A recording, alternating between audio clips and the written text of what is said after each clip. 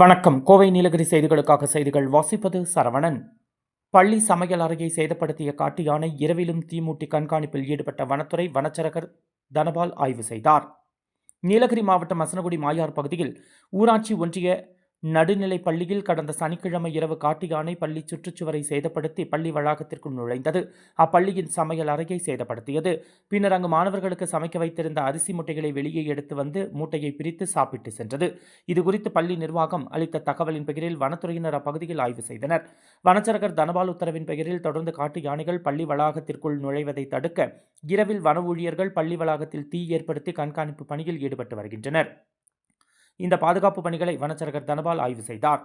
கோவை நீலகிரி செய்திகளுக்காக எமது சிறப்பு செய்தி ஆசிரியர் தமிழ் வெங்கடேசன்.